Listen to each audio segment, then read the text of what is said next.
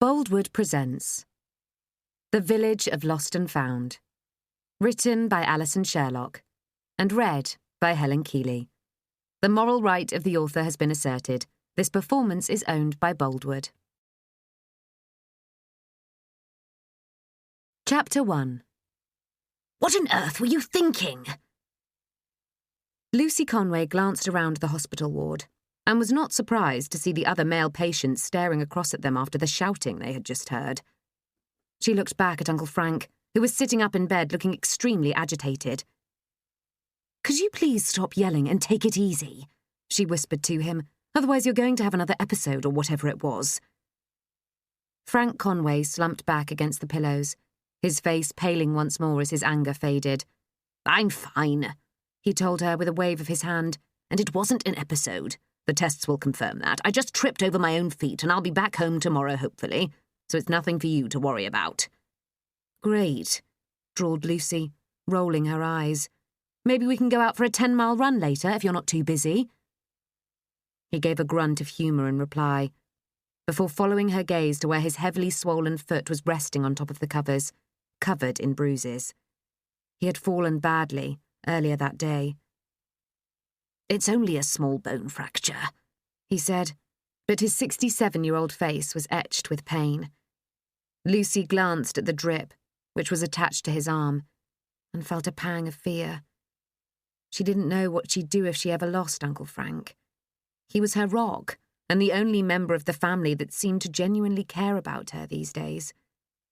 Lucy sat down on the edge of the bed and sighed. "I shouldn't have said anything," she said, feeling cross with herself that she had upset him when he was already in hospital. Frank looked at her, his hazel eyes softening. "You're my favourite niece.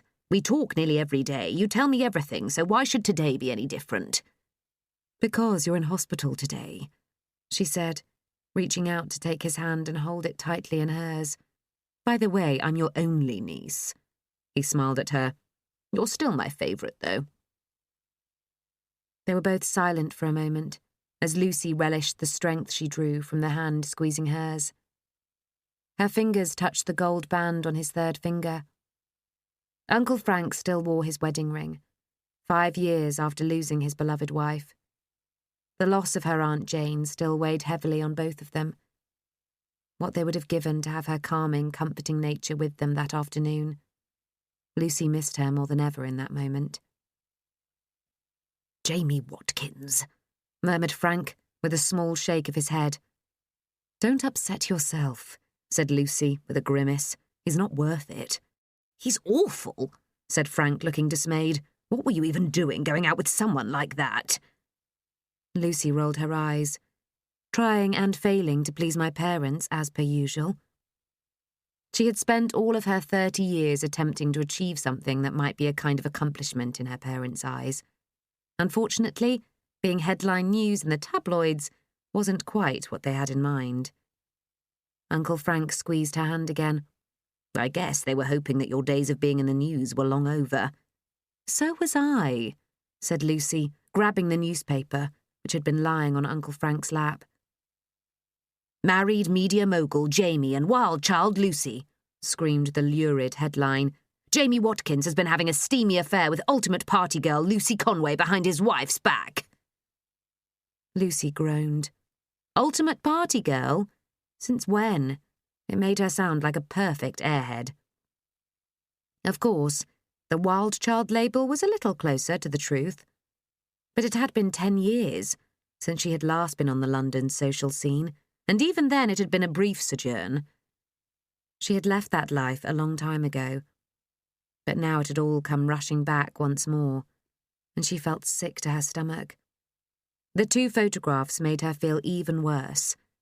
The first photo was of Jamie, his wife and 2 children posing in some sunny garden somewhere and looking like the perfect family. The other was of Lucy at some party from a decade ago that she didn't even remember, holding a glass of champagne and grinning for the camera. She looked like some kind of dark-haired bimbo, especially as her top appeared to have been dragged lower and was showing quite a lot of cleavage. The final insult was that every word of the story was wrong, But of course nobody would know that apart from her and Jamie. She quickly thrust the newspaper out of sight, deciding to swear off men forever. She truly was better off alone. "He told me his marriage was over," she said, dragging a hand through her long dark hair, "and I stupidly believed him." She sighed heavily as she thought about Jamie. He owned one of the biggest daily newspapers in the country. Sitting next to him at one of her parents' dull dinner parties, she had been unexpectedly won over by his smooth charm. They had been dating for 3 months, during which time he had completely forgotten to mention that he was actually still married and not separated from his wife at all. Lucy hung her head in shame. She had always hated cheats, and now she was one of them, according to the press. She finally looked up into Uncle Frank's sympathetic eyes. "I'm sorry if I've embarrassed you again," she told him. "You've never done that," he said softly. "Dare I ask how my dear sister is taking the news?" "I didn't know Mum's voice could climb that high," said Lucy, blowing out a long sigh. Her stress levels are at DEFCON 4 right about now. It wasn't an exaggeration. Her mother had ranted at her for over an hour that morning during breakfast when the story had broken. The words had been pretty awful to hear. Lucy had brought shame onto the family, again, but worse still, also upon her parents' finance consultancy firm. As Lucy had known from a very early age, the business was far more important than she had ever been. Her mum's tirade had continued until they were interrupted by a call from the hospital. Lucy was listed as Uncle Frank's emergency contact, so she had dashed to the hospital, 50 miles out of London, to be with him. Good thing, too, as her mum had no time for her brother's laid-back attitude to life. They had never been close.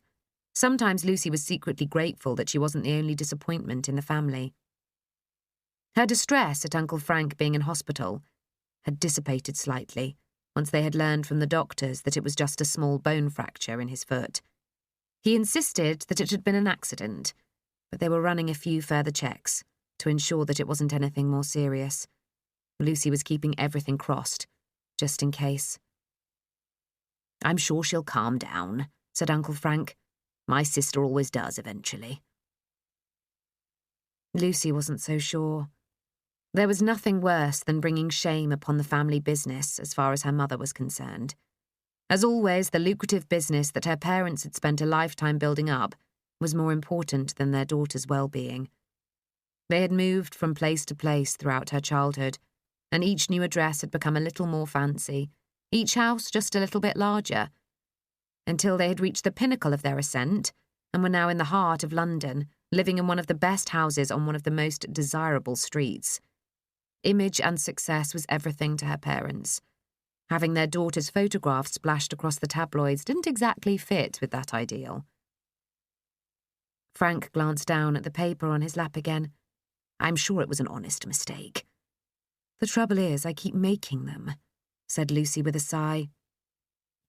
She looked up to find Uncle Frank still watching her with worry etched across his face. She immediately blinked away the tears that had suddenly appeared in her eyes and straightened up. "Anyway, Jamie Watkins is a rotten cheat. I hope his wife takes him to the cleaners," she said, trying to sound stronger than she felt. "All that matters is getting you better." "The doctors are the best people for that," said Frank in a soft tone, "but your mum rang me earlier to check up on me, and also to have a little chat. She thinks it might be best for you to leave London for a while." Lucy sagged briefly.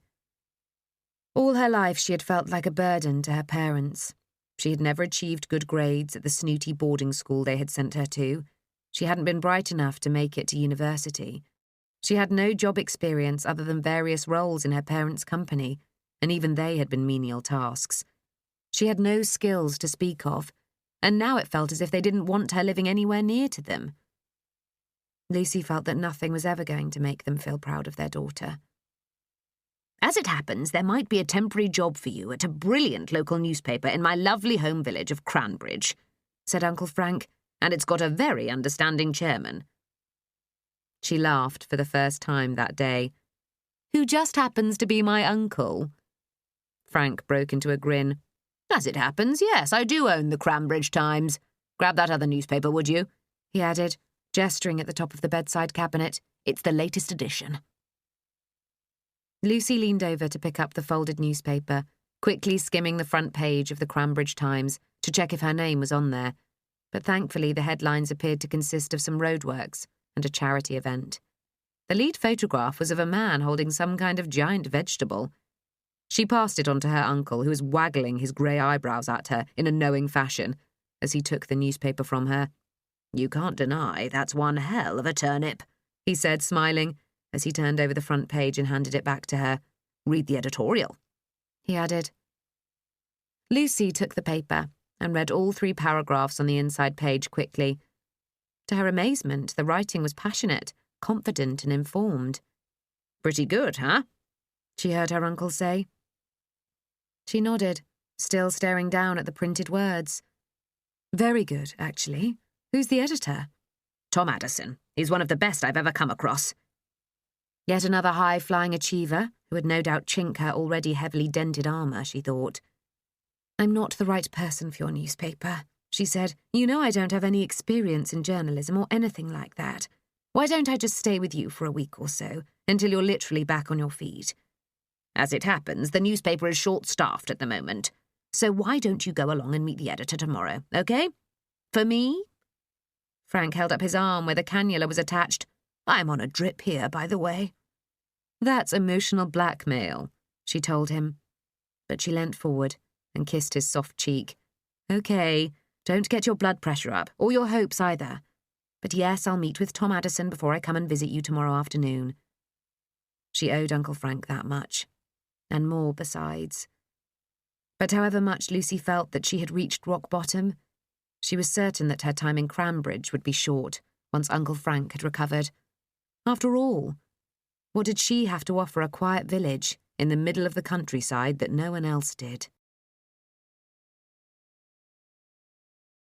Chapter 2. Tom Addison finished his call and allowed himself a relieved smile before pushing open the front door and heading into the cosy interior of the Black Swan pub in Cranbridge.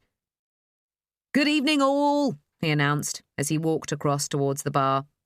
Thanks to the light summer drizzle outside, the usual half-dozen or so customers were inside, rather than in the far prettier pub garden. They all looked up at him expectantly with worried faces. "The good news is that Frank is going to be all right," he told them. "I've just heard from him. Apart from a small break in his foot, it was nothing too serious, thankfully. So, he'll be back home within a day or so." Everyone gave a sigh of happy relief. "That's great news," said Josh, Tom's best friend, who was seated on a stool by the bar. "The place isn't the same without him." "I agree," said Josh's girlfriend Amber, who was sitting with her friends nearby around a small table. "But it'll be strange not seeing him chatting with Stanley on the veranda as usual tomorrow morning." Josh and Amber ran the Cranbridge Stores, the corner shop on Riverside Lane. Usually Frank could be found having a takeaway coffee and chatting to his old friend Stanley on one of the benches outside.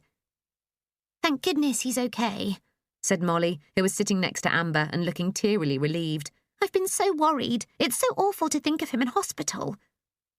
Molly was the receptionist and office assistant for the newspaper. She was terribly sweet, only in her early 20s and revelling in the fact that this was her first ever full-time job. Tom was hoping she might still have a job by the end of the summer, but he wasn't holding his breath, given the rocky state of the newspaper. For almost 100 years there had been a weekly printed edition of the Cranbridge Times. In recent years, though, the newspaper had been struggling, trying to keep its head above water in an extremely challenging market. There was still a weekly print run to be sold and distributed, but the reality was that hardly anyone was buying the newspaper these days. The online edition wasn't doing any better, unfortunately. The truth was that readers were turning away from local newspapers, and that trend wasn't likely to change. Belle, who was sitting on the opposite side, rolled her eyes at Molly's tears before giving her friend a quick squeeze around the shoulders. "Remember that it's good news, so let's hold back the waterworks for once," she told her. "Frank's going to be fine. I'll get us all a drink." "Next round's on me," announced Tom in a cheery fashion, "to celebrate and raise a glass to Frank." Belle was the barmaid and stood up to head behind the bar. "Does that include staff?" she asked with a smile. "Of course," said Tom, beaming at her. "Thank goodness you don't drink anywhere else, then," said Belle with a wink. "First of all, it's the only pub in this village," said Tom. "Second, I'd be hard-pushed to find all this glamour anywhere else."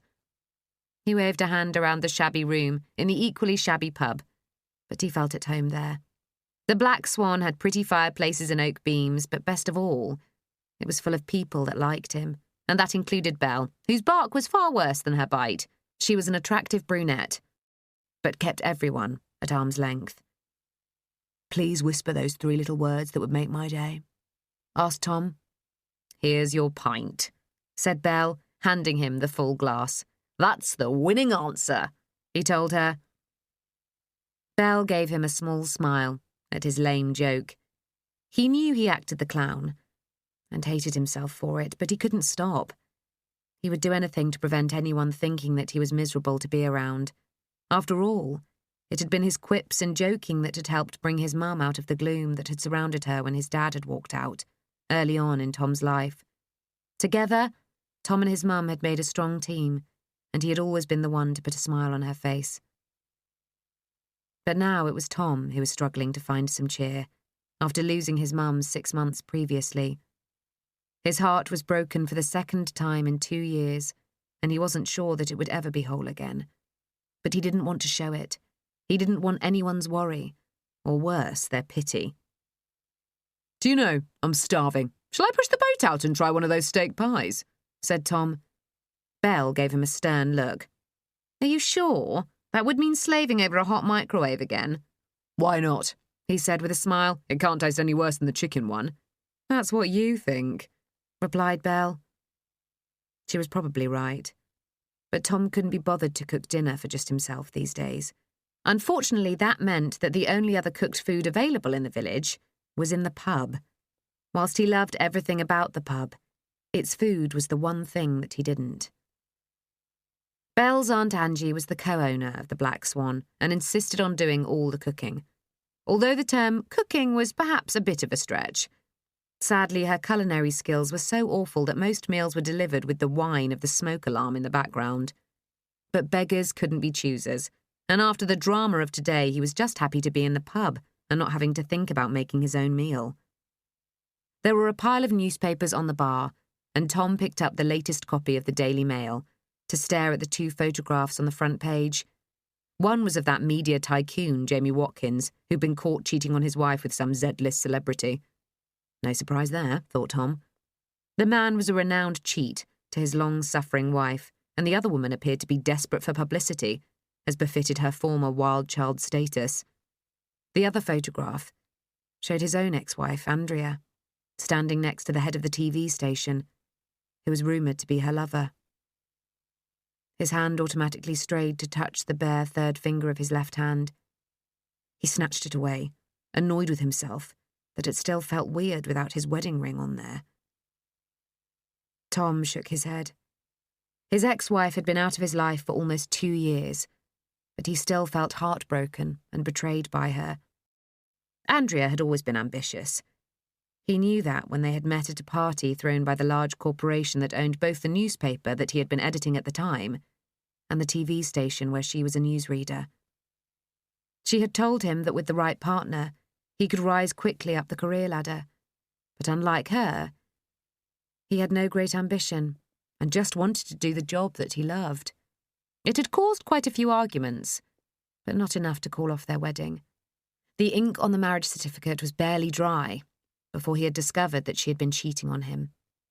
She was cruel, too. She would still text him asking if he missed her.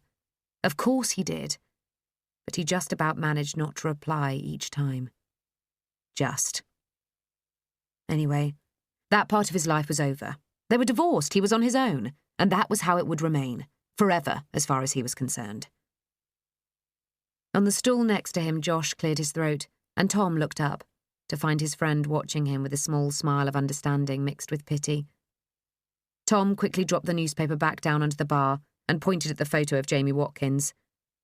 "Did you know that he's so dense that the twinkle in his eyes is actually the sun shining between his ears?" Josh nodded. "He's always struck me as being a spectacularly stupid man." Tom liked Josh. They had become firm friends since the newspaper had moved offices next door to Cranbridge stores the previous autumn. "I thought your column was inspiring this week, by the way," Josh told him. "Thanks," said Tom, before swiftly draining almost a quarter of his pint in one gulp to dull the pain of lying to his friend. The truth was that most days he sat at his desk waiting to find some words, any words, that he could use for that week's editorial. But nothing had come to him for the past 3 months, so he was reusing old pieces and just hoped that nobody else had read them before.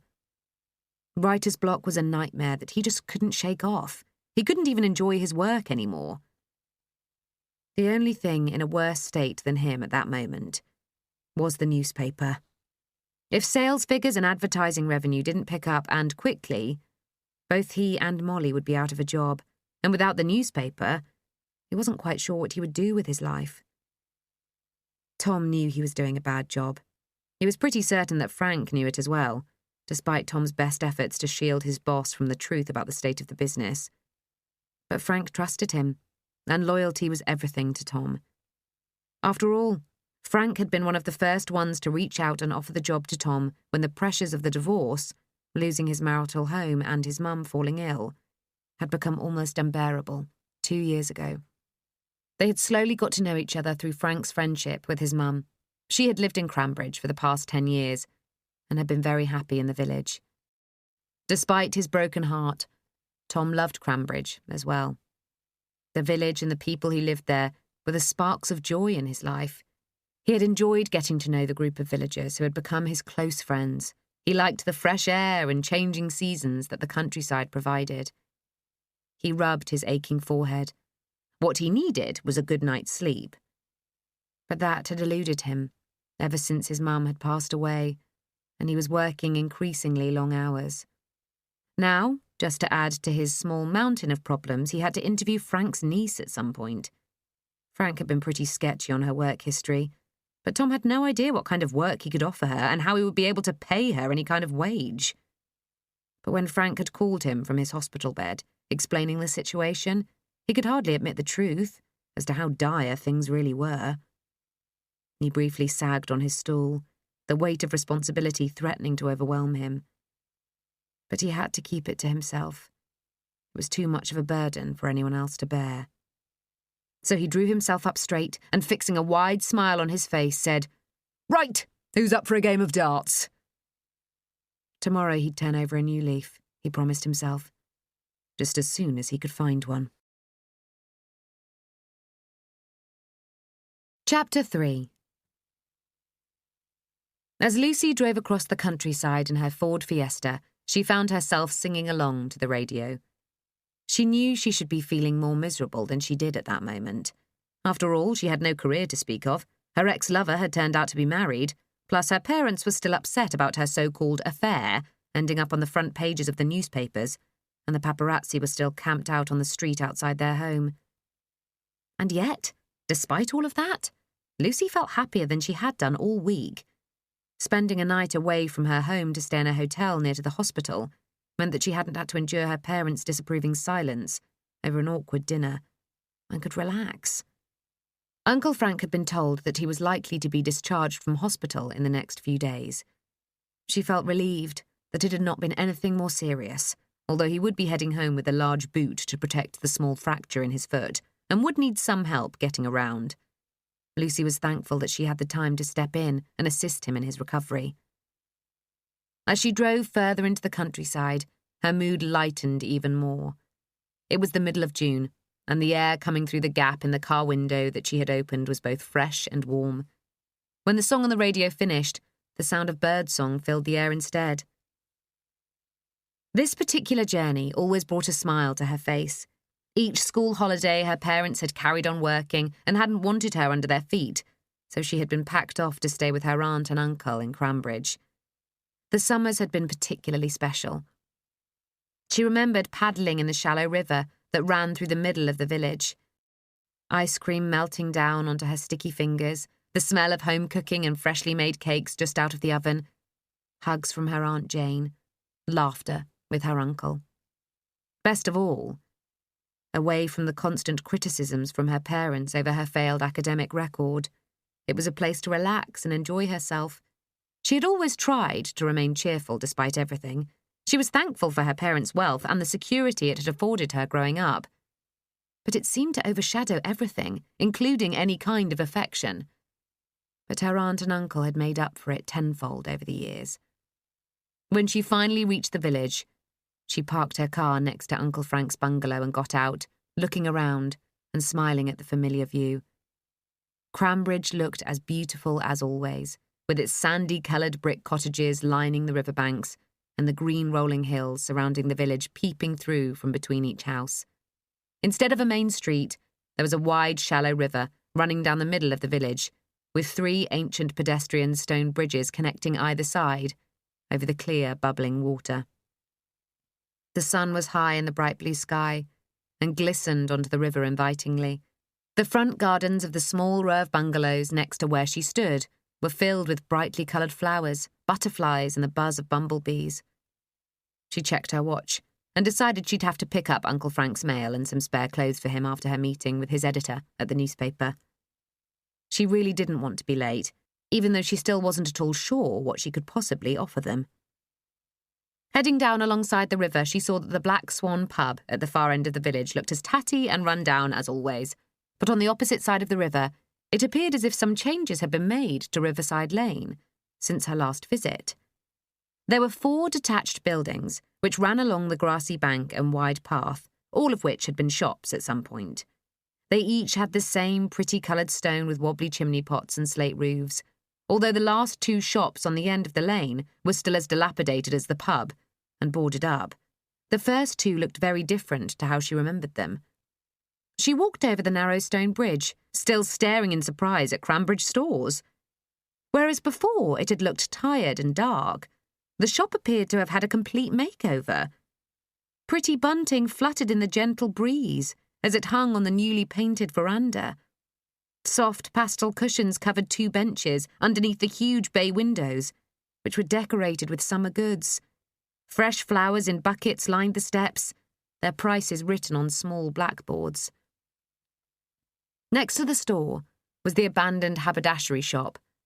Her mind was full of memories of the apartment above the shop where Uncle Frank and Aunt Jane had lived for many years. The shop had long been empty, but it also appeared to have had a makeover, although perhaps not on the same scale as Cranbridge stores. It, too, was a double-fronted shop with huge bay windows on either side of the front door, but without the veranda and pretty flowers, it looked somewhat bare. A small sign on the window proclaimed it to be the Cranbridge Times offices, and somebody had attempted to give the window frames a lick of paint, not entirely successfully. Despite the fact that it was only a small local newspaper, Lucy had been excited by the editorial piece she had read in the newspaper. There was obviously a real wealth of talent there. Plus, her uncle's judgment in people was normally sound, so she was in a hopeful mood as she pushed the front door and went inside. Cranbridge Times, how can I help you? Said the pretty young receptionist into her headset. Oh, hello, Bernie, how are you today? Lucy glanced around the office whilst the phone call continued. It appeared that the new paint job had only stretched as far as outside. Inside, she was amazed to find that it was a complete and utter mess. The shelves that used to house all the buttons and bows of the haberdashery shop were now filled with haphazard piles of papers, files and books. There were 6 desks of varying stages of disorderliness, chock full of yet more papers.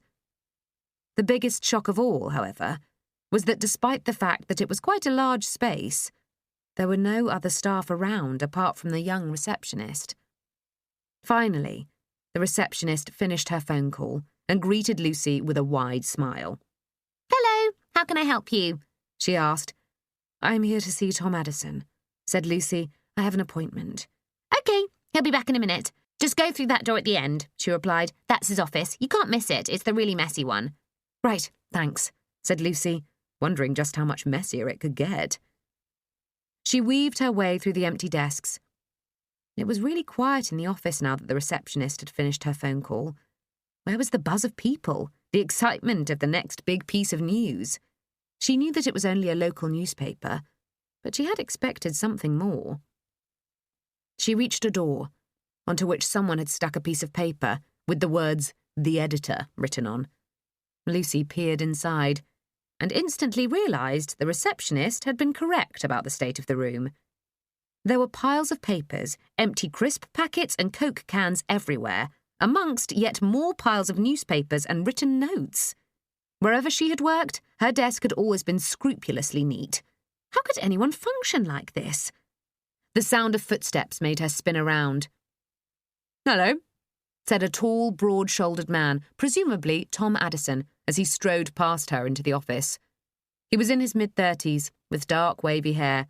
He looked a bit battered and rough-looking around the edges, much like the unironed green T-shirt he was wearing. He was vastly different to the suave man she had imagined had written the sparkling editorial piece. He threw various files onto the already crowded desk and turned to look at her. A jolt ran through her, as his eyes pierced hers, blazing blue, unexpectedly blue. "You're earlier than I expected," he said, smiling. She checked her watch. She was over a quarter of an hour early, but she had been anxious to make sure that she was at the hospital in time for the start of visiting hours. "So, I have to begin by saying that I don't think it's necessary for you to take your top off," he carried on. She gaped at him in shock. Perhaps she had misheard. "My top?" she was finally able to stutter. "I would feel extremely uncomfortable with that, however desperate you feel," he said, dragging a hand through his messy hair. "I don't think it's appropriate." Lucy finally found her voice. "I agree that it is entirely inappropriate, actually. I don't know what kind of place you're running down here, mister, but I have never taken my top off to get a job," she replied, still shocked. "Believe it or not, I don't need the money or the work that badly." "Work?" He looked startled. "You're not the lady with the botched plastic surgery?" She flushed bright red in embarrassment. "No, I'm Lucy Conway, Frank's niece. I'm here for an interview." "That was today. Right, I see." He broke into a sheepish grin, which lit up his, admittedly, good-looking face. "Sorry about that. I've lost track of the days. I've also been badgered by this woman for months and was getting concerned that I was some kind of target for a sexual harassment lawsuit." Lucy was still trying to compose herself as he went behind his desk and sat down, putting a pair of battered Converse trainers on the desk as he leant back in his chair. She noticed that the bottom of his jeans were looking a little frayed. "Please, sit down," he told her, gesturing at a nearby chair, which was piled high with yet more papers. "You can dump those on the floor." The place was in chaos, thought Lucy, as she moved the pile of paperwork. Her hands itched to start tidying up everywhere, although heaven knows where she would even begin. Finally, she sat down and looked up to find Tom studying her. "How's Frank?" he asked. "Much better, thanks," she told him. "He's hoping to be discharged tomorrow. I'm heading over to see him this afternoon." He nodded. Good. But he seemed a little distracted. "I'm sorry, but have we met?" She shook her head. "I don't think so." Her visits to Cranbridge had dwindled over the past year, due to her parents pressurising her to prioritise work over everything else, and she had barely left Uncle Frank's bungalow on the rare times she had come to see him. He frowned. "And yet your face seems familiar to me." Lucy shuffled awkwardly in her seat, hoping that she didn't have to reveal what had happened to her during the past week. But to her horror, there was a recent tabloid newspaper on the desk between them with her photograph splashed on the front page. She looked up quickly at Tom to find him following her gaze onto the same newspaper. Then he stared back up at her incredulously. "That's you," he said. She shrugged her shoulders as carelessly as she could. "That's me," she replied with a small smile. "I'm this week's front page news, unfortunately." Tom was still studying her with his blue eyes. "Hoping to become fish and chip shop wrapping by the weekend, eh?" he said finally. She sighed. "For the record, I didn't know he was married." She paused. "Off the record, he's also an absolute pig, and I wish I'd never laid eyes on him." "Right, I see." Tom cleared his voice. "And you'd like a job here at the Cranbridge Times?" "No, not really." Lucy thought honesty was the best policy at that point. Tom laughed, once more shocked. "You don't want a job?" he asked. "Well, yes, I need money to live on, and I'm out of work at the moment. But hopefully that's only a temporary state of affairs, she told him. I'm just going to be staying with Uncle Frank for a week or so, whilst he gets back on his feet. I see. Tom blew out a long sigh, looking perplexed. So, why am I meeting with you? I think Uncle Frank was just trying to help me out, she told him with a smile. I mean, I'm a hard worker, but I have no experience in working on a newspaper. I've only ever had various admin roles at my parents' firm. In fact, I don't really have any skills to speak of. His eyebrows rose up at that statement. Is this your normal interview technique? He asked, a smile playing on his lips, to tell your potential employer how bad you would be at the job. She laughed. I wouldn't know. I've only ever worked for my parents. Look, I appreciate you taking the time to meet with me, but I have nothing to offer that could possibly help you out. I mean, the best I could do is probably tidy up the place a bit, but that's it. He continued to study her in silence until she shuffled awkwardly in her seat, which seemed to break the spell. I may regret this, but... Okay, said Tom, standing up and coming around the desk. The job is yours if you want it. Starting Monday, 9 a.m. sharp. She stood up. I don't understand, she told him. What job? What would I be doing? Tidying up the place a bit, he said, repeating her words. Think of it as a favour to Frank, and it probably wouldn't do the place any harm either. So what do you say? We'll just take it on a week-by-week basis, all right? Lucy was so shocked that she nodded dumbly. Okay, she finally said. Tom broke into a grin. Well, that wasn't so hard, was it?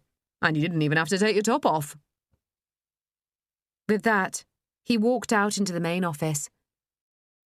Lucy followed him, in somewhat of a daze. She had told Tom that she didn't want a job. He didn't appear to have a job for her. And yet she was going to start working for the Cranbridge Times on Monday morning. She wasn't sure quite what had happened, but at least Uncle Frank would be happy that she had some kind of temporary work, she thought. It would probably only last a week or so. For a brief moment she wondered what it would be like to spend the whole summer in Cranbridge.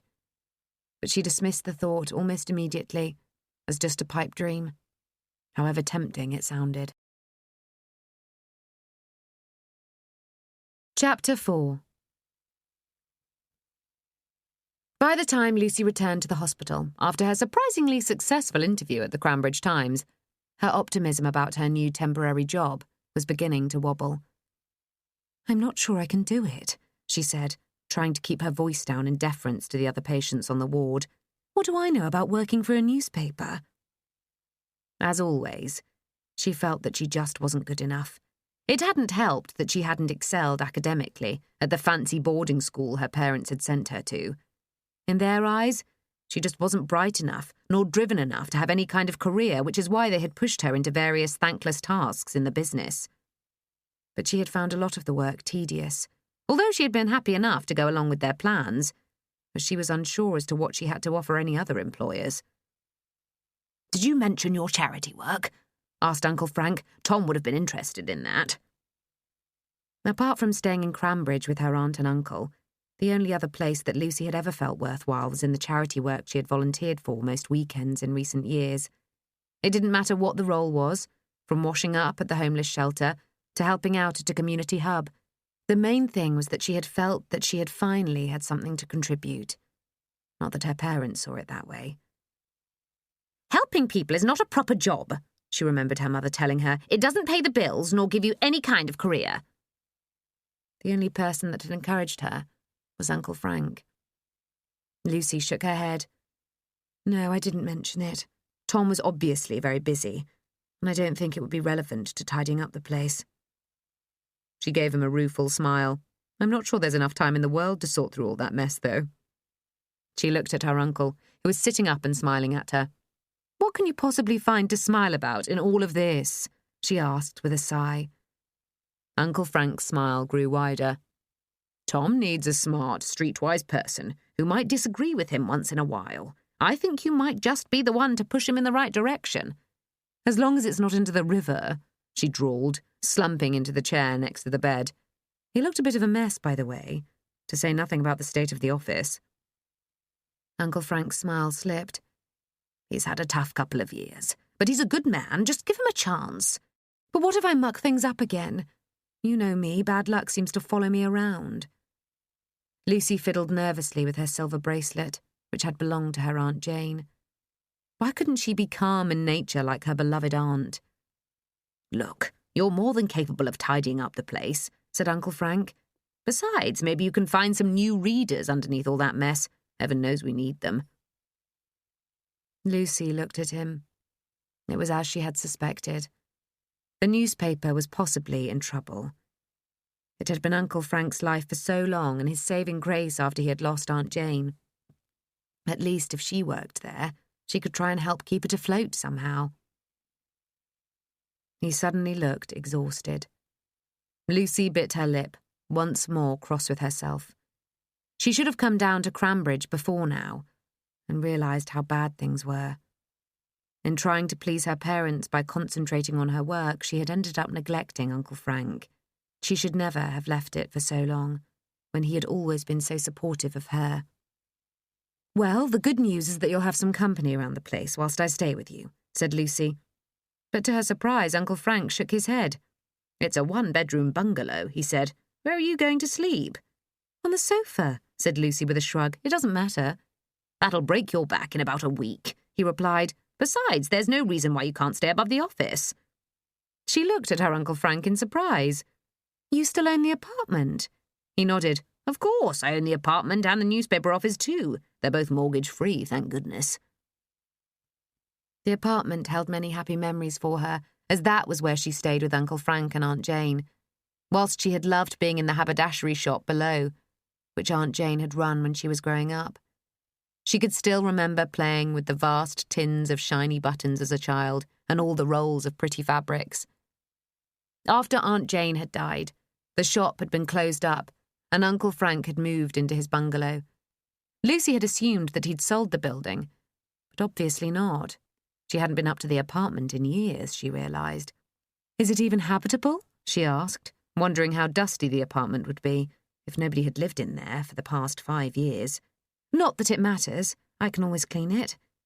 Actually, it's been rented out for the past couple of months by Molly from the newspaper and a friend of hers. Did you meet Molly? She's the receptionist. Sweet girl, carried on Frank. She's kindly cleaned the place up for me a little. Anyway, the friend has just moved out, so there's a spare bedroom waiting for you. It'll be nice for you to have a flatmate. Lucy was surprised to find herself pleased at the thought. Having made hardly any friends at boarding school, the only other people she had met outside her parents' work were those from the various charities she had worked for. But although she had become friendly with a lot of them, she wouldn't have classed them as people to bare her soul to. She wasn't sure she would ever trust anyone that much, apart from Uncle Frank. So, do you need me to do anything before I pick you up tomorrow? Said Lucy. I need you to be happy so I can stop worrying about you, said Frank, reaching out to take her hand in his. Your parents will recover once this tabloid business goes away. They've always been an ambitious couple and will thrive no matter what. But you're different. You're special, my darling girl. She smiled at him, touched by his compliment, even if she didn't believe it. There was nothing special about her, as her parents had frequently reminded her. I'm not so sure about that. But please don't fret. I'll be okay. Of course you will, said Frank. In fact, I guarantee you might even enjoy yourself. How could I not? She murmured with a smile, giving his hand a squeeze in return. I'll be living in Cranbridge, near to you. Lucy drove back from the hospital in something of a daze. At the beginning of the week, she had thought that she was in love, but Jamie Watkins had been lying to her all along. Then Uncle Frank had ended up in hospital, and now her parents wanted her out of their fancy house for a while. Now, to top it all, she was going to be working in Cranbridge, trying to clean up the world's messiest office. Tom Addison had been a surprise as well. Although shambolic in appearance, she thought that there was a sharp brain in there.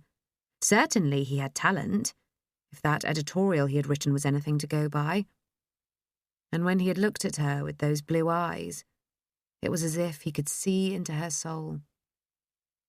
Perhaps it would be interesting to work with him.